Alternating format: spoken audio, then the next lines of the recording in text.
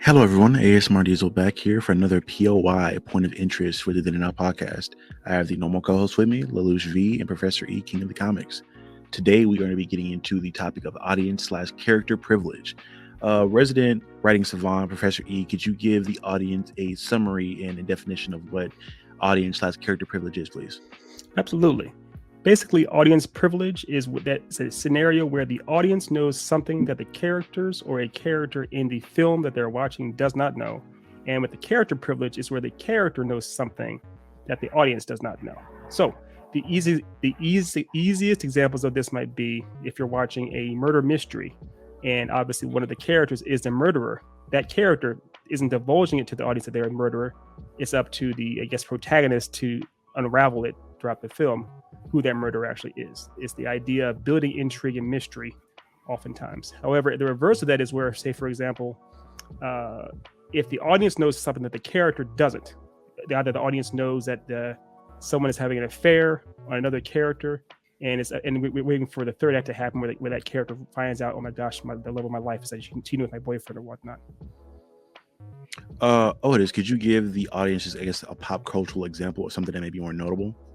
In more recent history, we can talk about shows like You, where obviously the audience knows that Joe is a is a serial killer, but obviously his friends and his associates around him may not know that. Or if you want to get to something super recent, you can talk about the recent series from Childish Gambino on Amazon called Swarm, where the audience will eventually know all the crazy things that are going on within that series, but obviously the characters that are in those scenarios don't see them as well. I think this so in understanding this conversation, this concept from this conversation with Brody E over here, it's really commonly used in murder mystery stuff. Of course, anything with serial killers, you're going to see a lot of it. Pretty much anything where there is a piece of information that the characters within that are trying to figure out. 9 out of 10, the audience will already know that thing. There are a few instances where they'll go together, but we'll learn something together. But more often than not, when in that type of genre, you're going to see that quite a bit. All right. And on this topic too, I will say I enjoyed how versatile this is as a writing device. When you look at things like it being able to build tension, rather than be like in horror where where the serial killer may be hiding at, but obviously the individuals in the film don't know that, or something as simple as knowing that the lineage of a character, that somebody may be such and such's mother or something of that nature, and seeing their interaction. It didn't seem like that much to the character within the film, but as an audience, it emotes different and pulls different emotions and reactions out of you as a people. So again, I enjoy this tool thoroughly. Oh yeah, and so again, some more examples that one of my very recent example, of course, is in The Last of Us. Spoiler alerts for The Last of Us, the game and the television series on HBO. The privilege that the audience has is that we know definitively what Joel did in the hospital. Ellie does not. It seems like she probably has her theories, but even with her best theories, she doesn't know exactly what he did. We do know. So at the end, when Joel says, I swear to you, I did nothing, everything I told you before about us getting raided and the doctor decided to let you go and there being a whole bunch of the kids just like you, we know all that is BS. That's audience privilege. She does not know that. An example of audience privilege working against a character, again, is in one of Dev's favorite directors, Quentin Tarantino, with the Kill Bill. For example, in Kill Bill, at the end of Kill Bill Volume 1, it's revealed to the audience that Beatrice Kiddo's daughter is alive. However, she doesn't find that out till the end of the second film when she goes to Kill Bill and she sees her daughter sitting there. It's like, what? So that's when audience privilege works in our favor. An example of character privilege is I always go to this movie, I love it to pieces, is Fight Club, where Tyler Durden knows that he's not real. Spoiler alert for Fight Club. He knows he's not real. The narrator doesn't know that. The audience doesn't know that, but he knows that. He's known it since the beginning. So when he reveals, oh, by the way, I'm just a figment of your imagination, that's character privilege. Even though that character doesn't exist, he still has the privilege of knowing that he doesn't exist. And we find that out, essentially. Would you say this is very synonymous with like an omniscient narrator? And yes. So an omniscient narrator should, by definition, should know everything within in the confines of the story. And but the omniscient narrator can do is they can choose what to tell the audience and what not to tell them. I'm not sure if you guys have seen the Denzel movie Fallen. In the Denzel movie Fallen, you seen it? Oh, you seen it? Okay, Freddie knows this. So long story short, maybe Otis can expand upon this, but in Fallen, spoiler alert for Fallen from 20 years ago, whatever it was that movie came out, the narrator is voiced by Denzel Washington. We believe it's Denzel Washington. It turns out the narrator is actually the actual ghost apparition. He possessed Denzel's body during the course of the movie, and he's telling the story in a way that we believe we're hearing Denzel tell these events, but he's telling them from the perspective of this ghost apparition, so to speak. And so everything he's saying is very much saying like, I still won, I still survived, but I'm not the one you think. The I that survived is somebody else. So it's still it is an omniscient narrator with character privilege that's revealed later on, so to speak. Go ahead. So I have a question to E.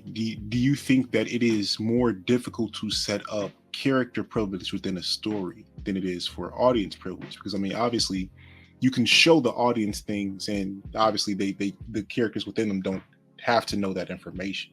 But to be able to show an entire storyline and keep things from the audience, but have the characters know that, do you think that's a more difficult thing to do, or is it like another just writing element? It can be. It definitely can be. I mean, the obvious pitfall you can obviously fall into is where you have ass pulls. It's like, I knew that all along. Haha, I was there. I was aware of this. I knew that you knew that I knew. I knew that you knew that I knew. Yeah, you can get them. You activated my trap card. Yeah, yeah. Some whatever it might be for countless animes and everything else. That can happen like crazy.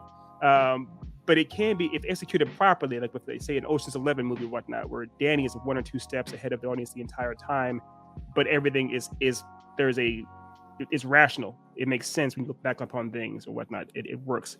I would argue in The Sixth Sense, the character privilege is that the small Haley Joel Osment's character, I think his name Cole, right? Cole is his name. Cole, I believe, knows the whole time that Bruce Willis is, spoiler alert, he knows he's dead the whole time. We don't know that. He knows the entire time he's dead, and he never tells it to him, essentially.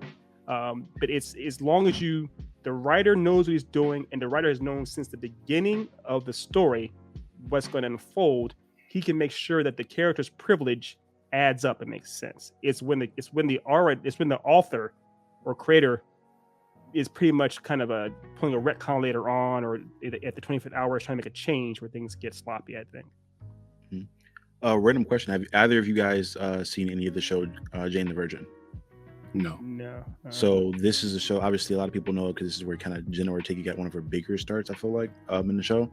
But they have a thing within this show that's persistent throughout the entire series, where you have it's a parody of novellas in a sense, and you have this novella type narrator in which he has both audience and character privilege at one time. It's very interesting because he knows certain facts about the character's history or whatnot, and he will go into giving you the backstory on them, but he also will like act surprised at different things that the audience finds out at the same time. So it's like a weird fusion of the two. It's something that I've seen for a while, and I don't know how normal it is in different mediums, but it's like the only time I've ever seen that be a thing being used. So in real time, the narrator will know something but still be surprised when he finds something out. So for example, we'll be going through a scene and you'll see a character react or speak to somebody in a certain way, and the narrator will be like, just like this thing happened, and he'll go and you'll get a flashback of that character as a child and see the things they've gone through. But then on that same token, you'll see a thing where like a character pops up pregnant, and and the narrator like acts like he's as surprised as the audience is at that exact moment too, like he didn't know that thing. So you kind of have like a little combination of both, and it's like a very auditory narrator. He's speaking all the time, where you kind of get that voice in your head throughout the entire series. Right on. Okay, yeah. So essentially, itself, the narrator is a character within the story. Yes. Just not a visual character. He's exactly. Yeah. That's a fun mechanic. That's a fun device to use. Yeah. Have you guys seen the FX show, The Americans, by any chance? Mm-hmm. Okay, so I don't think I have. You may have heard of it, Charlie, but Otis, obviously, the biggest part of the show is that they are sleeper agents during the Cold War from Russia. All right, I think it's set in the 80s, right? And we know the entire time from the beginning that the people that are posing as, they are a Russian married couple, quote unquote, but they're spies, and everything they're doing is they're living a double life from the jump. but their best friend, next door neighbor, works for the FBI, or CIA. I can't remember which one. I think it's the FBI. He's the FBI. It's FBI. Working at the FBI. Stan has no idea who they are. So it's always fun to watch the interactions between them, with us, the audience, knowing exactly. It's the audience and character privilege. It's us knowing something that one of the characters knows that the other character doesn't. So it's a combination of the two. It's audience privilege and one character's privilege against one other member in the one other character in the scene. No, I mean, again, fully trying to understand the premise of this. I think one of my favorite iterations of this would probably be within the series Breaking Bad, where later in the series, you obviously know that Walter White is the Heisenberg, but his brother-in-law, obviously is as a police officer, he can't know that, but seeing him go along the journey of discovering that who Walter White is, I think that was a beautifully crafted scene, and it's completely based around the audience knowing that, but him not, and him having to find that out within the scope of that season. Absolutely, it's a perfect example of that. Yeah, and that's what gets fun. Is watching. That's where tension comes in too. Where tension can be used well is what if the audience knows something that the character doesn't, and you're waiting for it to happen. The old school example from Hitchcock is the idea that there's a tension doesn't come from there being a bomb in a room. Tension comes from there being a bomb in the room that the audience was waiting to go off, that the characters are unaware of, so to speak. I butchered. I know someone's gonna complain. I butchered that scenario, but you know what I'm saying. As far as that's what tension is the idea of knowing something the characters are yet to discover. I'll go with this example one last time. Sorry, Charlie. In Inglourious Basterds, the opening scene, we find out, of course, it's a family hiding underneath the floorboards, and we're waiting to find out before Christoph Waltz decides or Hans Landa decides to open fire on them, so to speak. On the same token of Tarantino stuff, another thing that I think kind of goes into this slightly, but is also a different part of it, is something of, I guess, unreliable character privilege. I don't know if there's an exact term for it, but I guess that'd be the thing that I dub it, in which you have a character in which either the character is giving you a backstory or giving you information, or that character believes some information that was previously known, but it's not true. So one of my perfect examples would be something of the scene of kind of on The Hateful Eight, in which Sam Jackson's character is giving this monologue about how he killed the commander's son or colonel's son. And he's saying that he did all these wild things, and they're showing it to you like on film, but you don't know if he actually did that stuff, or is it something that he just said to rile up the guy to attack him so he could shoot him. That scene is right. As well. Yeah. Or another example would be something like that from The Dark Knight, in which you have Heath Ledger's Joker giving that same story about how he got his scars over and over again. He's giving you this information and it all could seemingly fit, but because he's giving you different iterations of the story, you don't know what is true or not. Yeah, I love that. That's true. It's I think we'll have another POI specifically about unreliable narrators. What you're talking about isn't quite an unreliable narrator. Like you said, it's a different unreliable perspective. But unreliable narrators is where the person talking, that's like the example I gave before with Denzel as the monster in Fallen, is an unreliable narrator because we think, everything he's saying is from the perspective of Denzel, but no, it's actually somebody else. Or another example, of course, is American Psycho. Have you seen American Psycho, y'all? With Bale? Unfortunately. Oh my God! We're not hating on American Psycho. You have time. You don't have that much time. But all I would say real quick, fam, is that's another example of an unreliable narrator, because he himself is like, I'm psychotic. I have no idea if what I thought happened even happened. Or even more recent years with Joker, where spoiler alert for Joker, where it seems like he's dating Zazie Beetz, and said, by the way, that didn't happen. He himself is unreliable even though he's a character in it, the way he's portraying the story is unreliable too. So that happens sometimes where the character themselves isn't, their privilege that they think they have is false. So to speak. I think a great example of that one, when we get to that, would be Memento. We'll say that for. That's it. Yeah, We'll definitely. I'll put that at the list. Memento's fantastic. Real quick, getting to Charlie's favorite movie of all time, Django. There's an example of character privilege there as well. Character privilege and audience privilege against their character. When the characters get to Candyland, we know that Christoph what's his name? Schultz. No, not Schultz. Is it Schultz? Yeah, it's Schultz, right? Schultz and Django are there specifically to get back Brunhilde, aka Django's wife. However, Calvin Candy, aka Leonardo DiCaprio, doesn't know this. The audience knows this, and of course, Django and Schultz know this, but DiCaprio doesn't. And so that's our privilege we have, the privilege we have against that other character. And of course, we know the odds are something will go horribly wrong, but that's the fun. Yeah, man. This is a topic that it's interesting because it's one of those things that you see a lot within different mediums of film, writing, or whatever else. But again, it's something that we don't really talk about a lot when people like review things. Yeah, it's what I mean. It's, you could go your whole life without knowing the quote unquote names of these things. It's not necessary. You could write amazing, wonderful works of art. I'm pretty sure there's plenty of amazing writers that have done, or storytellers have done great things without knowing the actual technical terms for these things that I nerd out about. But knowing the names of these things can make it a little more fun to discuss sometimes. That's all it is. All right. Do you guys have any other closing remarks on audience and character privilege? Now, again, understanding exactly how difficult it can be to do proper character privilege, man, like that's something I'm definitely going to try to incorporate more, because having the characters know something that the audience doesn't is a pretty cool feature there. Yeah. Oh yeah, it's a lot of fun. It's a lot of fun too when you have it leads to reveals where the audience and the characters discover something at the same time.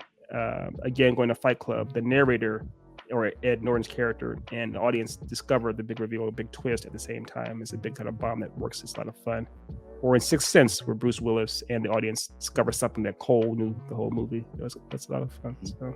Another wild scenario that I just not thought about with something like Mr. and Mrs. Smith, in which two characters have character privilege, but they don't know that each other has character privilege. That's so, like, a perfect example. They're very tense in the situation, as well as the audience being tense in the situation. So it's very dope having scenarios like that. 100%. And we'd be remiss, I mean, obviously with our producer Nightwing, superheroes are the quintessential version of character privilege. They, in every iteration, for the most part, they have alter egos. They know that they're a superhero. How many times has Bruce Wayne had to pretend to be a bumbling idiot, or have to find a way to escape out of a room as Bruce Wayne, so he can go off and be Batman someplace else, or Clark Kent had to put up glasses on and he can fly for Superman. That's an example also of audience and character privilege against an entire world of people that don't know something, so to speak. So, all right. Well, guys, this is another great episode. Thank everyone so much for listening to this episode of a POI. If you have any other narrative topics that you think you want to hear us cover, let us know in the comments below, or any of our social media platforms. Let us know there as well. We'll see you pretty much anywhere else. Again, thank you guys for your support. We hope for your continued support, and we'll see you guys next time on another Then and Now episode. Peace. Beach.